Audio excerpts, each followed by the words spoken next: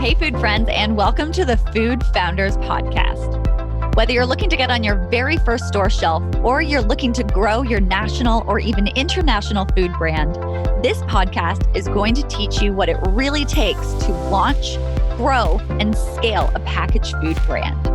Hear the food founder journeys of brands growing in their industry so you can fast track your food business success. I'm your host, Ainsley, and this is the Food Founders Podcast.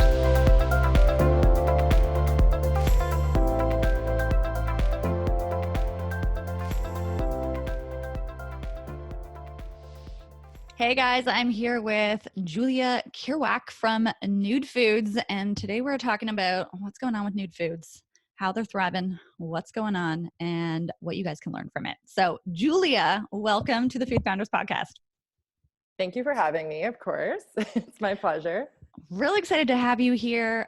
We actually met at an event in Toronto not too long ago, and it was for food founders, and I was really excited about what you guys are doing with Nud Foods. So for anyone who is not aware of Nud Foods, can you talk to us a little bit about what this product is and who exactly you are for? Sure. So essentially, in a nutshell, we make some of the most nutrient-dense, clean, and healthy snacks on the market.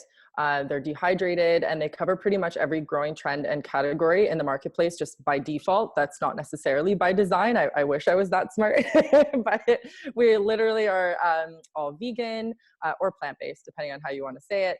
Organic, raw, nut-free, paleo, sugar-free. We have grain-free and gluten-free, and then we have keto options as well. So that's a lot in a nutshell. And they're mostly look like little crackers because they are dehydrated. They're based on fruits or vegetables or seeds, and that's pretty much it. We add in superfoods for additional micronutrients. I'm a holistic nutritionist. I know I didn't say that as well. So I really understand the nutrient density and trying to create food as function. And kind of where that ties into who our key target is, or the problem we're solving is we're essentially having people who are super busy, which we all are, living in mostly urban, modern environments, and allowing them to stay nourished throughout their crazy days without sacrificing on their health. Got it. And the fact that you're a nutritional expert there, is that what led you to create this, or what of all the food products out there, what made you decide that this is what you wanted to create and offer this up to people? Yeah, great question. So I was actually a ballet dancer. Feels like a lifetime ago. I was living in San Francisco. I was in a company there. And then I had moved to New York for the audition season and had some pretty terrible injuries. But being a ballet dancer, from a negative perspective, we're obviously made to be really cognizant of our weight, for better or worse. And more often it's for worse from what I've seen. And with that, we still have to have energy to perform at a really high level like an athlete. So I was trying to figure out with my science kind of nerd hat, which I really love, kind of biology and chemistry and understanding how can I as a human look a certain way and have a certain aesthetic, but still have the energy to, perform optimally and obviously still stay healthy. So that kind of drove me down the path of studying nutrition on my own while I was still dancing. And then when I had a career-ending injury and I moved back to Canada, I felt there was a lot less options here in health food stores. This was many years ago. I won't say how old because I'm going to be dating myself a little bit. But yeah, I basically couldn't find anything that fit up to my standards. I was vegan, I still am, and gluten-free. So I had a hard time finding things that were either super nutrient dense and tasted really good for you. And so the rest is history. I decided to become a nutritionist. So I had the accreditation and wanted to improve the products that were out there on the world and help people eat better. So the rest is history, as they say. Cool. Have you found that being a nutritionist has helped you get that credibility with retailers and even with consumers when you're trying to get them to understand why you are different and better than some of the other options out there? That's a good question. I wouldn't say I've had a lot of people approach me and say, oh, I buy your products because you're a nutritionist. I think obviously when the average consumer is walking down a grocery store shelf and there's thousands of SKUs to choose from, it only says in small writing on the back of the bag that I'm a nutritionist. So in order to get someone to even pick up the bag and read that much detail, like I'd be happy with people just reading ingredients, and that 9 times out of 10 doesn't happen. So I can't really speak to, from a first impressions perspective of that being the main driving factor as to why people buy it. I don't think that is, to be honest.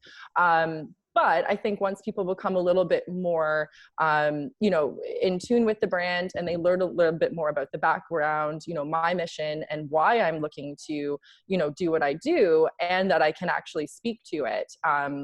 Because I have the nutrition education, I think that does provide a little bit more credibility. But from, an initial pitch perspective or the consumer first interactions, I don't think that's necessarily the main driving force. What do you think it is when people are going down the grocery store shelf, virtual retail shelf or live physical shelf, that's getting them to pick you up versus someone else? Yeah, that's also a good question. So it's funny because we're kind of looking at these types of questions now from the psychology of why people buy. And I think that's something brands always look at to try and fine tune it, make sure that they're aligned with obviously their core demographic and their target. For me, I think selfishly, I kind of just always designed things that I knew I liked as a millennial that was really, really dedicated to eating clean foods and having dietary restrictions. But that's obviously not every consumer, and that's not the mainstream. So it's actually, to be really transparent, it's been a really interesting journey to kind of go from the natural channel where I have my diehard kind of fans, now to transition into more of the conventional channels where there isn't the same education with eating or necessarily the same dietary restrictions or the same interests for a lot of people. So that has been something, really interesting to deal with. And it's something that we still look at. But to go to your original question as to why, at least I think people buy, I don't have a ton of data and analytics when things are done through brick and mortar and retail stores. It just either sells or it doesn't. But we don't always know exactly what the demographics are of the people who are buying it because I'm not standing there, unfortunately, with the camera. But I would say just given our packaging, and obviously your viewers can go on our website and check out to see what it looks like for a visual. But it has really big letters to really do the call outs of our diets that we cover. So you'll see in really big bold letters, paleo, vegan, organic. So my guess, I mean, that sounds terrible to say my guess, but I would say that's probably the first thing to draw someone in. And it's aesthetically, it stands out against some of our competitors, depending on the category that we're merchandised in. And that does also vary across various channels between conventional and natural. So, in the natural set, we're always white. So we will stand out a little bit differently compared to some of our competitors there. Whereas in crackers, we have a few people now that are very white facing bags as well. So that doesn't necessarily contrast quite as much. So we're going through a rebrand actually right now as we speak. So you guys, you started out with more natural. You're going into this more mainstream now, which is great. I think that's a really great sign of like growth when you're able to reach more people that way while still holding true to who your brand is, who that core is. When you think about just the growth of the company, in terms of from when you guys first started to where you are now, talk to me about one of the big wins that you have had that really has made you feel like we have something here that people really want, and kind of follow up to that. Like, who do you think you really were being in those moments when you found a big win that helped you get there? Okay, so for the first question, it kind of ties into the second. I mean, I don't think that I'll ever really be satisfied with kind of the growth that I have. So we still have so much work left. And I think that one of my negatives is I always look at kind of what's left to climb in the mountain instead of what I've climbed already.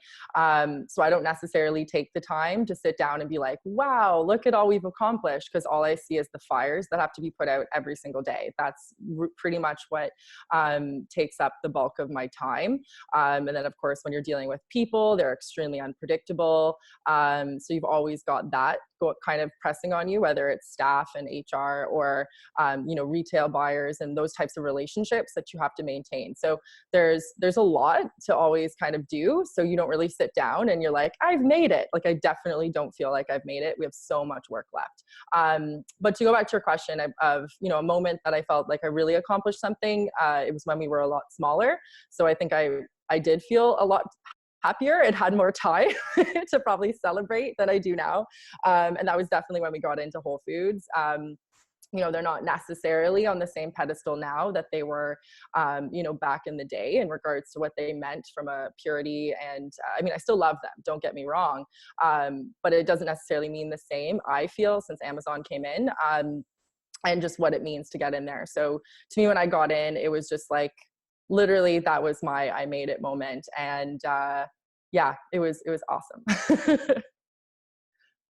And sorry, you asked the person I was, I guess, at the time of making that. So yeah, like who did you have to be? Oftentimes when you're getting like a win, you're doing something uncomfortable. You are having to just shift how the company was operating potentially in terms of bringing in new people, pushing forward on those sales conversations. Oftentimes to get to where that next level is, something's got to change, right? So what changed to help you guys get there? So for us, the catalyst that allowed us to get into Whole Foods wasn't necessarily a key hire, or any behavior change on my end. I've found that I haven't really changed too much, it feels like, and maybe that's why I'm not bigger, because I'm very stubborn. But I would say the key catalyst to kind of drive the entrance into Whole Foods for us, for sure, was being on Dragon's Den. That provided so much exposure to the country that I had been calling Whole Foods like every day for a year. And at that time, the buyer was extremely difficult to get a hold of. He wouldn't answer the phone unless he recognized your number. So, how's he ever going to meet new people and make new friends if he doesn't know your number? So it was impossible until we got on to Dragon's Den. So that for sure was the catalyst. And I wouldn't say I really had to change or anything to do that.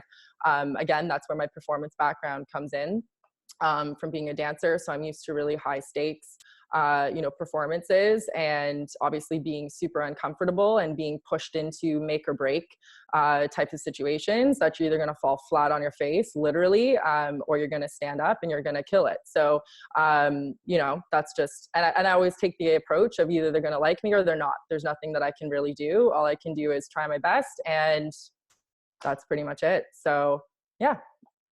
You got the Whole Foods buyer to become your friend. I love how you say that. How's he going to make new friends? Exactly. Well, I wouldn't say we're really friends, but we got in there. We'll say that. There we go.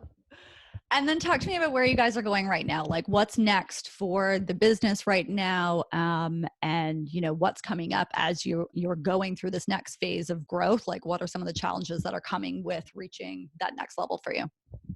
Yeah, so there's always challenges. I would say for me, I think we probably skipped quite a few steps in the beginning, in the foundational kind of, beginnings of the business, in regards to knowing where we wanted to go and kind of what the velocities and volumes would look like, because we make our product too. So that's like running two businesses.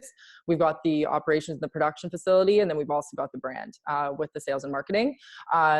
So for me, I think we kind of just always knew, okay, there's going to be these types of expenses, and we know it's going to be really hard to make this really new, novel type of product that no one's really scaled before in Canada, with a dehydrated, nutrient-dense product. And then something that's based on, fruits and vegetables, not with fillers like starches and things like that, which you commonly see. So it's a really expensive product to make. And we don't have enough margin, but we kind of just always figured that we would be able to get to scalability and automation at some point where it would kind of catch up. So I would say that was kind of probably the most critical error, because it didn't leave enough room to have any mistakes for a rainy day. And we've definitely had that. So I think coronavirus, oddly enough, has kind of caused everyone to kind of take a breath, slow down, and be able to re-strategize some key things that kind of were missing as we just kind of hustled and bustled along. So that's one of the main things, just to summarize, is profitability. We're focusing on right now a lot more. And yeah, how do we automate? How do we, reduce labor costs? How do we do these types of things to help us to get to the next level? Otherwise, we're going to be in big trouble. Those challenges, I feel like those are like the growing up type of pieces, right? It's those pieces that oftentimes do get overlooked at the beginning. We have great food. You want to get it out there. You want to get listed. And then taking a step back afterwards and seeing where are our merchants at? How do we automate? How do we get our production staff to work best? How do we run lines more efficiently? Those are really the things that can help in the long run, though. So I know it's probably a little hairy right now, especially with everything going on, but trust that those are the pieces that hopefully will help you get to that next level of growth. And then as you're talking about next level of growth too, you talk about it being right now in Canada. Do you have plans to expand it to America or anywhere else right now? So we are in the United States already. We have distributors. We're in California. We're in Hawaii, Nevada, and Arizona. It's way too expensive to be down there when you don't have financing behind you. So that's another key piece is we're looking at, okay, so how do we get financing? But you can't get the financing piece until you've got the profit margin figured out, because they have to see a clear path to profitability. So it's kind of a catch-22, a little, or the chicken and the egg issue. It's like, well, how do I get here if I don't have the funds to fix these problems right now? So yeah, it's an interesting kind of stage we're at. And then I think as well with coronavirus, it's kind of making people be a lot more diligent in kind of their planning, and you really have to be able to sit down, look in the mirror, and probably deal with things that you wouldn't necessarily have dealt with yet in the present moment that you might have been pushing off. You really have to deal with them now. So it's kind of nice in a way to get that chance to do it. And even with e-commerce and digital, we've always been like, we'll do that one day, because less than 2% of our revenue comes online right now. And now it's like, we can't depend on retailers. We don't know how long this is going to last from a disruption of human behavior perspective, or what the world's going to look like when we come out on the other end. So that's definitely been a really good driving force to be more diligent and sit down and really fix this stuff. The silver lining, it's forcing you to look at things you weren't looking at, right? Yeah, for sure. For anyone who is just starting out with a food company or is toying with the idea, they don't maybe go to approach stores now, but you obviously can start to plan.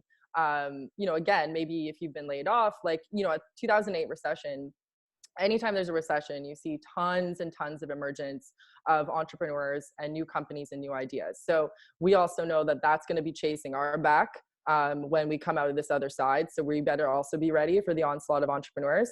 So I think that, in any recession, like you said before, there's a silver lining. I think that we definitely are going to see more people starting businesses out of necessity. And if you are starting, definitely focus on your formulation. Take the time to really breathe and do things right. A lot of people are at home right now, maybe not as much in the food industry because we are an essential service, so we're still able to work. I'm at the office right now. We are able to work, so you might have a bit of tricky times tying people down that you might want to interview or talk to. But take the time to email them, call them. More often than not, people probably are available right now. So I would say to anybody, anytime, do your research. Call who you can, ask them these hard questions, because it's better to know before you're kind of stuck in it. And then you've made all this investment of your time and money and you can't get it back. So definitely do that. And then you won't really be getting into any brick and mortars right now, just because of the huge decline in visitation from customers, unless you're Loblaws. But I would say for sure, definitely, do your direct to consumer e-commerce type initiatives. And I think then you'll be off in a better place. Cool. Yeah. Thanks for that. And then finally, what does your product pair perfectly with for anyone who wants to go and give it a shot if they haven't tried it already? So we have 4 product lines. We have one that's a chocolate covered banana, I mean, I wouldn't say that I would really dip it in stuff. That one's just great on its own. But the other 3 product lines are crackers. So 2 savory and 1 sweet. The sweet ones, of course, you could crumble it and make it like a grain-free granola on a smoothie bowl, or, you know, yogurt, or dip it in a nut butter. And then the savory ones, of course, like how you'd eat any savory cracker, you could top it with, you know, a cheese or a vegan cheese, hummus, those types of things, or use them as a crouton in a salad. So pretty, pretty decent with the amount of times that you can use it. Amazing. Well, this is right before lunch that we're recording. I'm officially really, really hungry right now. So thank you for all of this, Julia. Thanks for sharing the journey of Nud Fud, and we're excited to see you grow. The Food Founders podcast is brought to you by the Fab Growth Academy, the online hub for driven food and beverage business owners that want to get on more shelves, get into more homes, and really grow their food business. Inside the Fab Growth Academy, Fab standing for food and beverage, you'll have unlimited access to tools, resources, and training from myself and my food friends. So if you know you have a great product, let's work on building the business side of things so that more people can enjoy it and you can make the impact I know you want to make with your business.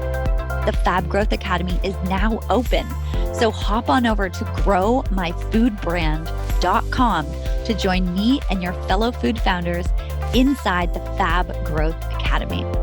I cannot wait to see you in there and help you grow your business.